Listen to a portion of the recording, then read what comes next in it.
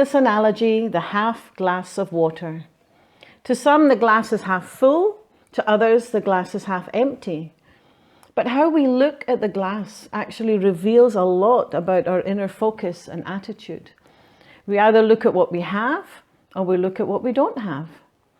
Especially in these times of corona restrictions, we can either focus on what we don't have and can't do, or we can focus on what we do have and what we can do. There's a wonderful verse in Philippians chapter 4 where Paul tells us that he learned the secret of being content in any and every circumstance, whether he had plenty or whether he was in need.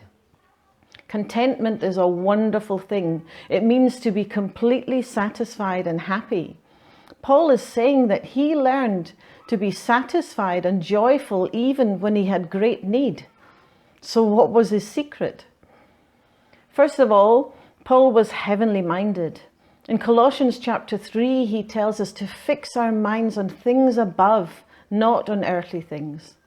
God's kingdom is advancing and ever increasing, and all of history is moving towards God's purpose for mankind being fulfilled. Let's focus on what God is doing and see what is happening in the world from his perspective. Secondly, Paul's desire was for Jesus. All he wanted was to know Jesus, and he considered everything else rubbish in comparison to knowing Christ. Jesus truly was his first love. Finally, Paul had an attitude of praise and thanksgiving. The letter to the Philippians was written from prison. Paul was in lockdown and wasn't free to go out. He couldn't visit people, he couldn't work, he couldn't go to church or go anywhere else.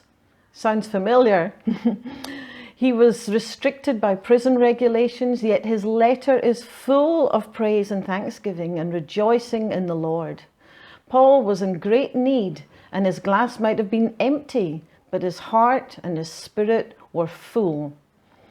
Paul writes in Philippians 4:8, whatever is true, whatever is noble, whatever is right, whatever is pure, whatever is lovely, whatever is admirable, if anything is excellent or praiseworthy, think about such things.